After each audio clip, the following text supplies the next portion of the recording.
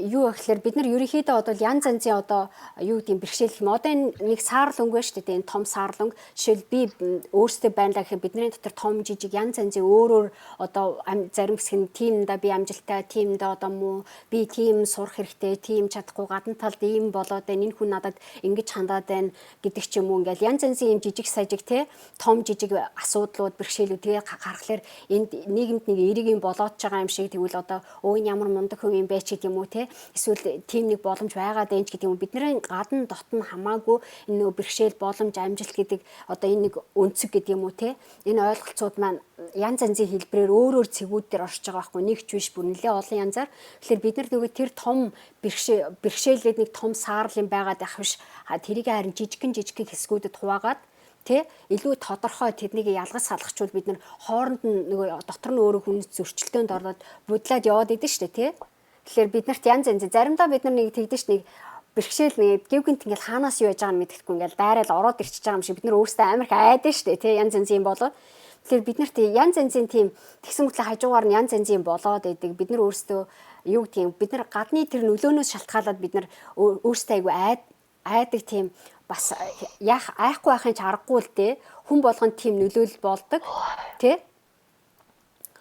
Тэгэхээр би одоо энэ санаагаар юу гэж хэлээд байна гэхээр одоо таны дотор яг юу байгаад байна танаас гадна бас юу байгаад байна те яг ямар төрлийн одоо амжилт юу гэдэг ямар төрлийн юмыг би үсэгээд байна эднийгээ бүгднийг одоо бэрхшээл надад байгаад байна боломж нь ямар боломжууд байгаад байна бас надад ямар амжилт байгаад байна гэдгийг ялгаж салгаж хараарай гэж хэлээд байгаа байхгүй юу. Тэгвэл юм чинь айгүй амархан болчихно те. Ихэнх хүмүүс бид нар өөрсдийнхөө дотор юу нь байгаад байгаа гадна бас юу байгаад байгаагаа мэдэхгүй учраас бид нар гаднах юмнуудыг өөр хүмүүсийг өөрчлөх гээд яваад идэв штэ тий өөр хүмүүстэй маргалдаад төр нь ингээд байгаа юм чинь одоо төр нь дэмжихгүй байх гэдэг юм уу тий бид нар өөрсдөө ингээд ийм төөрөгдөлт аягүй их ордог байхгүй.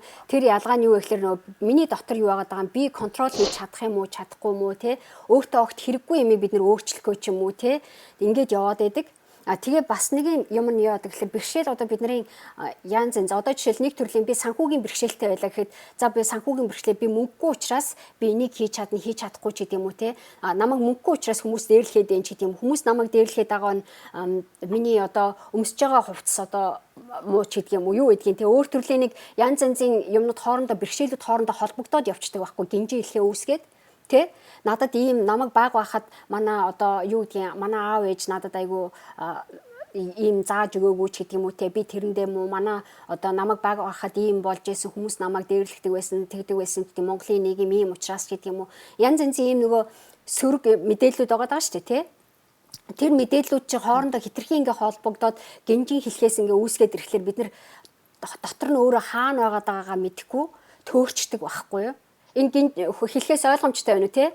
Тэгэхээр том ч үеж болно, бэрхшээл жижиг ч үеж болно. Энэ бүх би өөр янзын юм болсон юмнууд бидний одоо өнгөрсөнд болсон юмнууд ийм өчигдөр ийм болоод гэтэл өнөөдөр дахиад ийм болчлоо ч гэдэг юм уу. Нэг дараагийнх нь нэг гинжин хэлхээсүүд үүсээд идэв ч те болохгүй юмнууд. Тэгээ бид нар ингээд ирэх үедээ бид нар илүү их айгаад ирэхлээр эн чинь хураад одоо хитрхи олон болоод томроод ирэхлээр бид нар юмныхаа том жижиг ялхаа байгаад нөгөө бэрхшээл гэдэг маань хитрхи биднээс илүү том те бид нар өөрсдөө жижигхэн болоод явчих жишээ нэ. Яаж хийх аргаа мэдэхгүй тий. Тэгэхээр энэ гинжин хэлхээснээс болоод бид нар дэмий огт хэрэггүй юмнаас айдаг болдог ч юм уу өөртөө итгэлгүй болно тий. Бараг өөрийгөө алдна гэж яриад байдаг шүү дээ одоо хүмүүс тий. Тэгээ тэр бэр одоо үзэл гэдэг юм уу тэр юмнууд ч хүртэл одоо яг иймэрхүү юмнаас нөлөөлж бас гарч ирдэг байхгүй юу? Тийм байна. Одоо ойлгомжтой байна. Би түрүү нөгөө нэг гинжин хэлхээс гэж яриад байсан шүү дээ тий.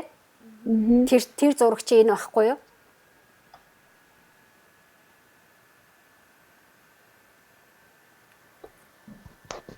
Одоо энэ бүгдээрээ харагдсан тий?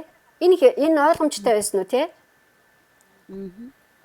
Таны яриа болохоор одоо ойлгомжтой. Тийм зураг харцлаар илүү жоох юу болчихж байгаа зү тий? Бидний эргэн тойронд яг иймэрхүү янз янзын тэнд чи юм болоод энд чи юм болоод тий? Дандаа юм сөрөг мэдээлэл тий хүний тарих яадаг вэ гэхээр сөрөг мэдээлэл хүлээж авахтаа айгүй сэргийг байдаг байхгүй юу? Тэгэхээр бид нар сөрөг мэдээлэлд бид нар амар тэр чин бидний хүн учраас бид нар байгалаас өөрийгөө хамгаалах гэж бидний мэдрэмж яг аргагүй тийм байх хэрэгтэй байдгийн. Тэгэхээр сөрөг мэдээлэл муу юм биш. Гэхдээ заримдаа нөгөө хитрхи их байгаад ахлаа нөгөө сөрөг мэдээллүүдийг хоорондоо хитрхи их холбож зангидсаар агаад өөрөө тэрнээсээ гарч чадхаа болчдөг байхгүй юу? Хүн нэг өөрийгөө нэг гинжинд уйдсан юм шиг те гар хүлгүй болтлоо ингээл юу ч хийж чадахгүй би ингэж чадахгүй байна ингээд болохгүй байна ч гэдэг юм уу. Зарим хүмүүс тэрнээсээ стрессэд ариханд ордог ч юм уу ингээл янз янзын янз янзын асуудлууд байдаг шүү дээ те. Тэрнээсээ болоод бид нэр дараагийнхаа одоо жишээлбэл тэр гинжи хэлхээснээс гарч чадхаа байцсан учраас тэрэн дотроо тоглохгүй бол хамгийн айгүй жижиг тоглоод эхэлждэг байхгүй амьдралдаа нөгөө зүгээр ингийн хийгээд авч болч чадхаар байсан өөрт нь байгаад байгаа юм автал ашиглахаасаа айдаг болчдөг тэ. Тийм нэг сөрөг юмнууд байдгийн. Тэгэхээр бидний сэтгэл зүйн дотор ийм том бэрхшээл хурчээд байгаа байхгүй юу?